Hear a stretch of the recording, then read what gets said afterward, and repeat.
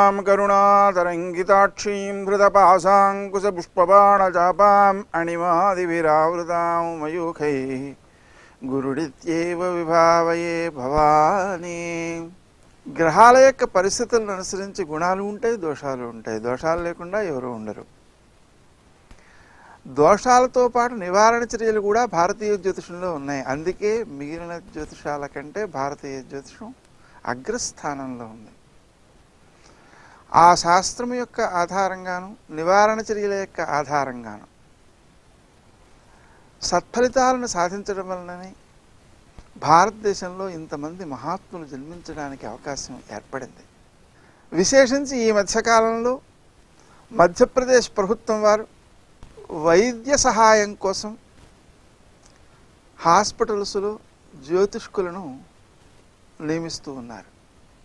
అంటే దాని నివారణ చర్యల యొక్క శాస్త్రీయతను నిరూపించడమే లక్ష్యంగా ఆ ప్రయత్నం కొనసాగుతోంది. దాన్ని మనం అభినందించాలి. విశేషించి మనకు ఈ వార ఫలాలు చెప్పుకునే సందర్భంలో ఏ ఏ దోషాలు ఉన్నాయని చెప్పుకుంటున్నాము, ఆ దోషాలకి నివారణ చర్యలు ఏమి చెబుతున్నాము, వాటిని ఆచరించిన వారు వాటి వల్ల వచ్చిన ఫలితాలను కూడా కింద కామెంట్స్లో రాస్తే తక్కిన వాళ్ళకి అది మార్గదర్శకంగాను ప్రయోజనాత్మకంగాను ఉంటుంది.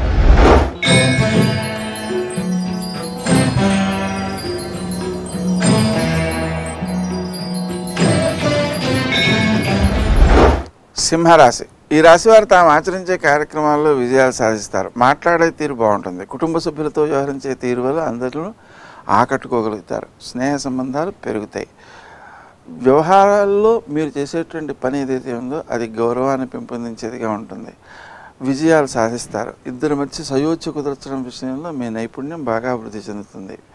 ప్రయాణాల సందర్భంలో జాగ్రత్తతో వ్యవహరించాల్సిన అవసరం ఉంది. గౌతమాయ నమః అనే నామాలను జపించుకోవడం వలన కార్య సాధనతో పాటుగా వాహన ఇబ్బందులు కూడా లేకుండా మీరు ముందుకు నడవగలుగుతారు. స్నేహ సంబంధాలు వృద్ధి చెందుతాయి. వారికి చేసేటువంటి ఉపకారాలు ఏవైతే ఉన్నాయో అవి మీ మనస్సుని కొంతవరకు ఇబ్బంది పెట్టినా తరువాతి కాలంలో అది అభివృద్ధికి కారణమవుతుంది కాబట్టి మీరు గమనించగలుగుతారు. ఇతరులతో వ్యవహరించేటప్పుడు తక్కువగా మాట్లాడడం, ఎక్కువగా వారి మాటలు వినడానికి ప్రయత్నించడం ద్వారా అభివృద్ధి ఎక్కువగా కలుగుతుంది. స్నేహ సంబంధాలను వృద్ధిపరచుకునేటువంటి అవకాశాలు బాగుంటాయి. మీ యొక్క కృషిశీలతను పెంపొందించుకోవడం కోసం తప్పనిసరిగా శ్రీ రాజమాతంగి నమః అనే నామాన్ని జపించటం వల్ల మేలు జరుగుతుంది. మాట్లాడే తీరు వల్ల మీరు సాధించేటువంటి విజయాలు అధికంగా ఉంటాయి.